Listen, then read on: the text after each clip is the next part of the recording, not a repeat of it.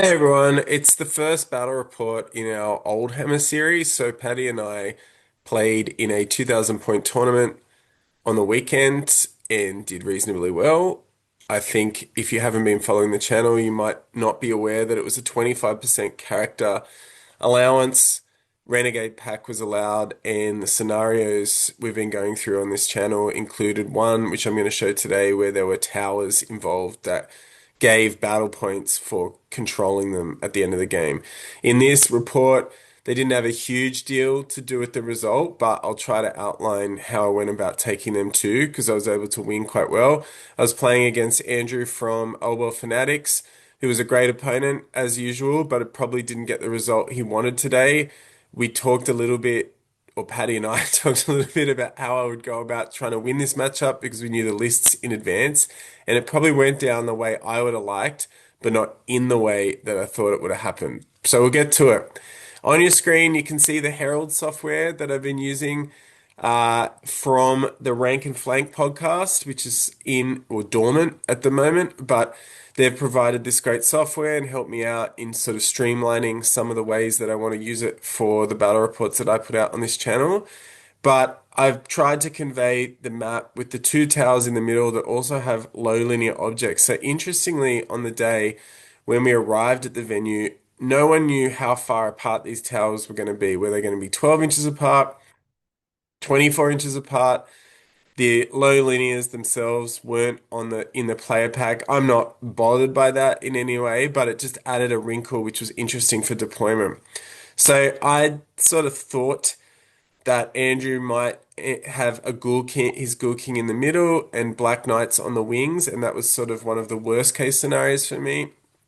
But in the otherwise, everything sort of worked out where I felt like I had a bit of an edge when I started the game. So to go from the top, Andrew was running a Strigoi Ghoul King with an Ogre Blade on a Terrorgeist, and because of the 25% character cap, he can't really fit much else in. So he's made a level one, and the level one's going to take pretty much Hellish Vigor most of the time.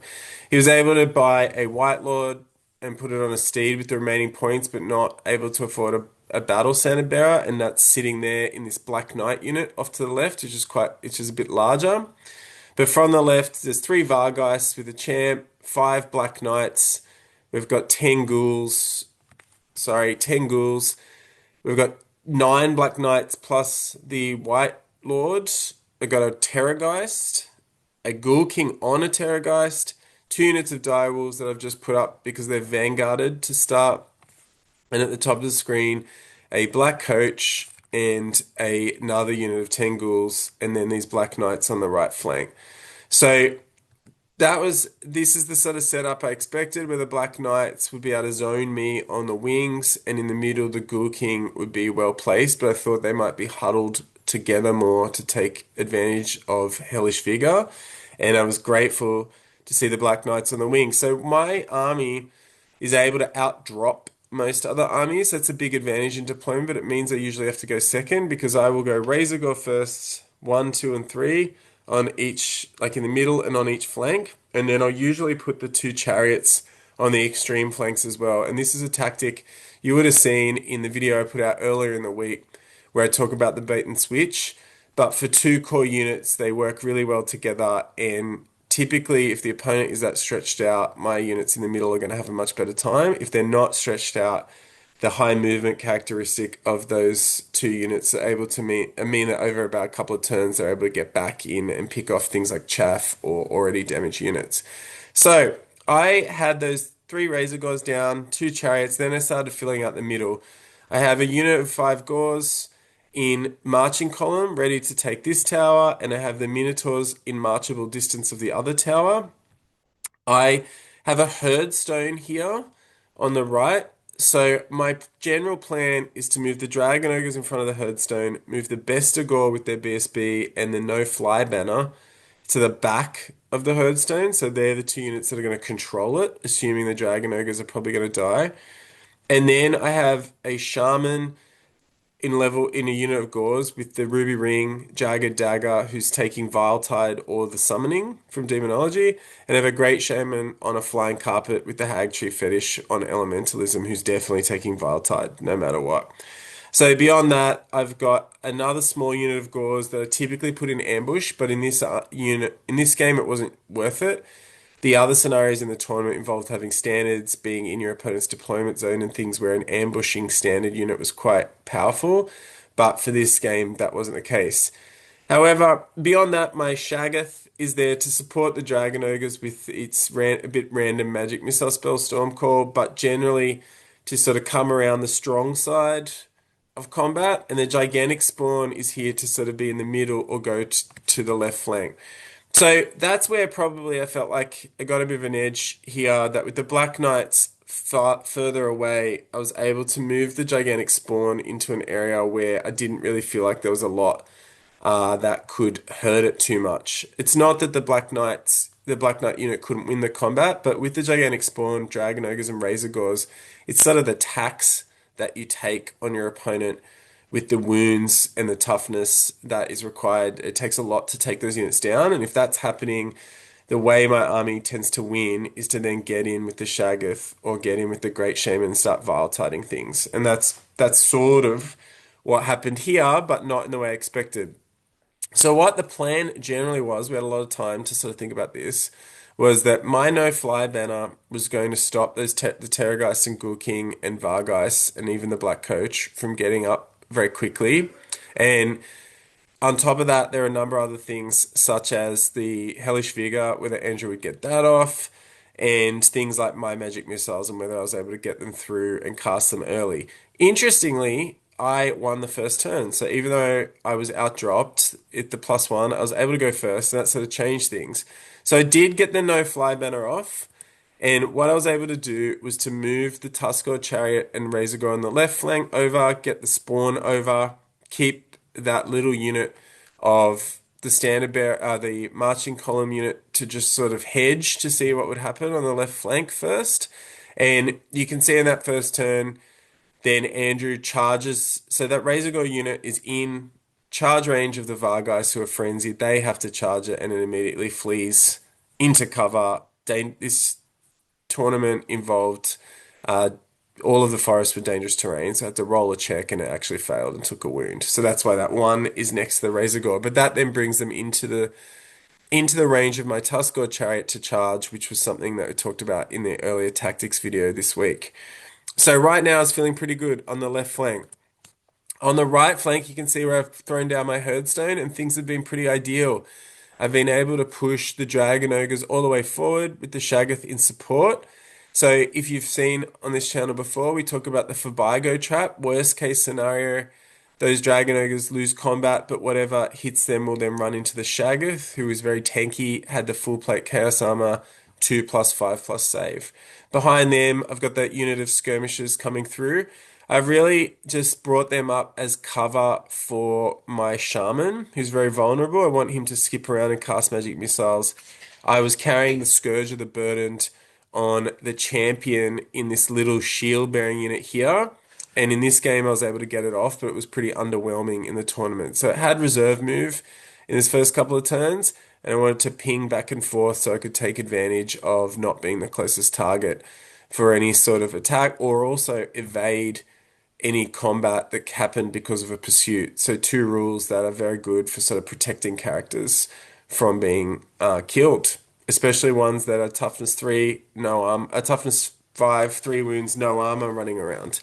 Beyond that, you can see I've sort of held back a little bit more on this right side. So as we discussed in the video where I mostly use examples from the left flank, that Razor Gore is within charge range, but the idea is it will flee. It's threatening enough, Razor Gores, to that you sort of want to deal with it as an opponent, but if they charge the Razor Gore, the Tuskor Chariot will be able to charge them in response, most likely.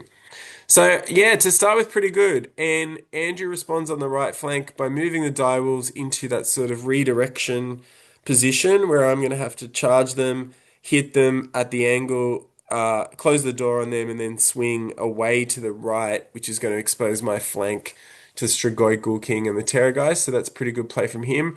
That template was a Summon Elemental Spirit that I was able to get off. It's some usually pretty mediocre spell, but was there creating difficult terrain, dangerous terrain, even with its random direction. So yeah, sometimes when you get dealt lemons, you've got to make lemonade. So that's where it's all sort of ends up after the first turn. I'm feeling pretty good here on the left flank. Got the bait and switch in with my Razor Gore, and that chariot's going to get in next turn. In the middle, I've decided to put this gigantic spawn over to take it, try to get into combat with the knights, who I think it can withstand. In the middle, I've got a Soul Razor going against Direwolves, which is a pretty good matchup. And Andrew has swung his Terrorgeist Ghoul King and Black Coach over to sort of take on sort of the main pieces of my army, the Shaggoth, the Shaman, and the Herdstone.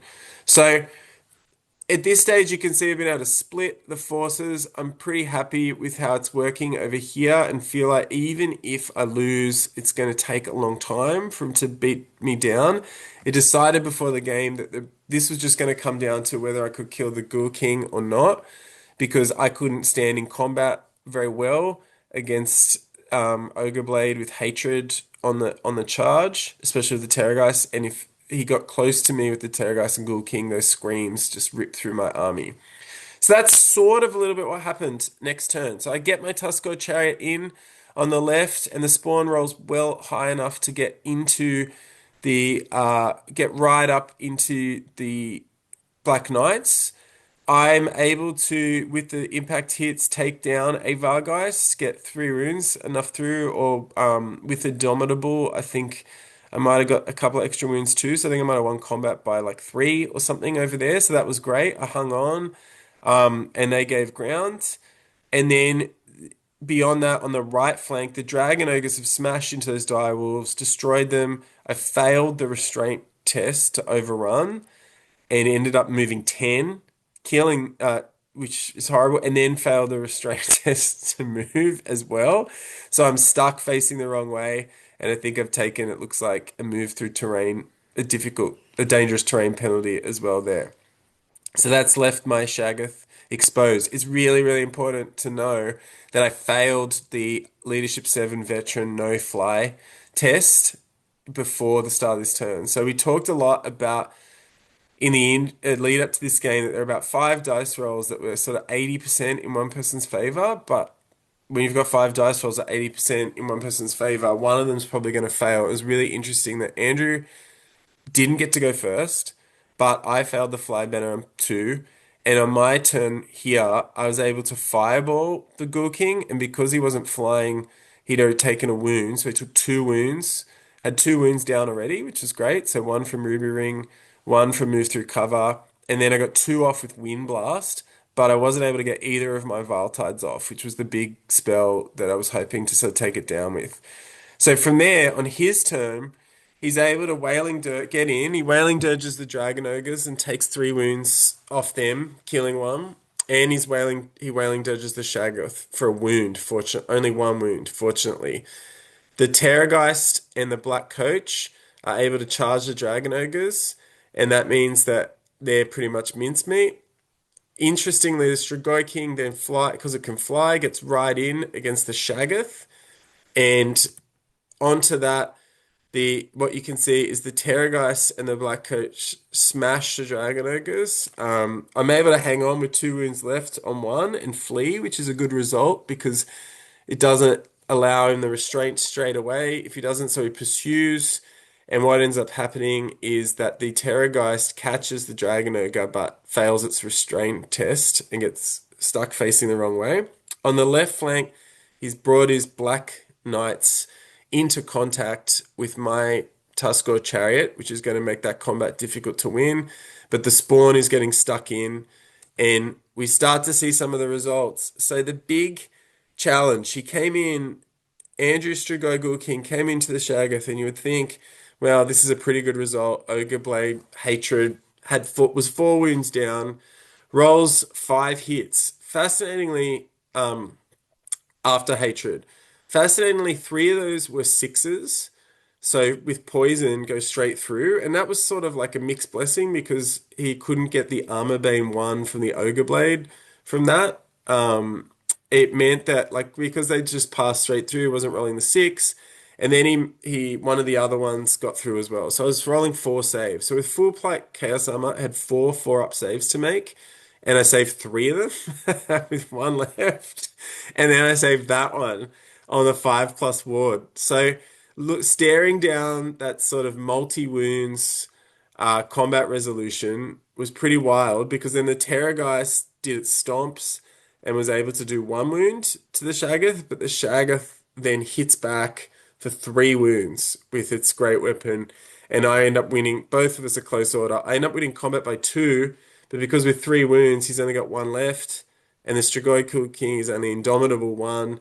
And there you see, graciously, Andrew has toppled over his beautifully painted and modeled general to give us a cinematic shot for the battle report. So, extraordinary result. Came in thinking it was have to be Viletide or nothing. And when those didn't go off, I thought, oh my God, now I'm just gonna have to hope that it gets disengaged from combat somehow with a give ground or something where I can get room to get the spell off again next turn. But incredibly, the Shaggoth was able to stand up to it and held on to its saves and swung back. And from there, you can imagine uh, things just are going to start popping. So here's a great visual display of what sort of happened at this point in the battle report. On the left flank, you can see that multi-unit combat, but those ghouls have come through trying to add support. That Razor Gore is still fleeing. The Gores had taken the tower on the second turn. Andrew was retreating his direwolves from our Razor Gore in the middle. Those Minotaurs are sitting pretty for the objective. But yeah, like the Dragon Ogres, we're going to die here. The Ghoul King dies here. And I'm just sort of hanging on that right flank around my Herdstone. So from there, with the Ghoul King down, the leadership of Vampire Counts is so low without their general. So that immediate death of a general test did some damage. On the left, the ghouls seem to hang on, but things like the Black Knights took a lot of damage. They lost most of their units, most of the unit. The great spawn, the gigantic spawn was then just cleaning things up. On top of that, in the middle, the Terrorgeist took three wounds straight away, and that meant I could just Viletide it the next turn, and that killed it, which sort of sealed the deal there with no Wailing Dirge on my general. That was probably the only thing that could have really made the result respectable. And then you can see that Razor Gore eventually gets in, isn't able to finish off the direwolf straight away, but it's a done deal. And even the Tuskor Chariot on the right is looking down at those skeletons thinking, do I or don't I? Because they're just going to collapse of their own accord. So a fascinating game. Like I really enjoy the sort of lead up. Andrew's a great guy. You can see the work of Oldbow Fanatics, who are probably the biggest podcast in Australia with over 3,000 subscribers. And we'd done this grudge or had this grudge going for a long time beforehand. But I do appreciate being able to plan, look at lists, and think about how to go about the game. It wasn't the result I was expecting. Sorry, it was the result I was hoping for. It wasn't the way I was expecting it. It was interesting to see that Warhammer is a game of dice rolls and you roll enough that even when something's 80 or 90%, you're going to fail at some time in the game. And in this case, I was able to make the saves when they mattered, even though earlier in the game, some of the more powerful things I wanted to get off weren't even close. So thanks for watching. I hope you saw the tactics video earlier in the week, but we're going to be back with the final two rounds from me over the next couple of weeks.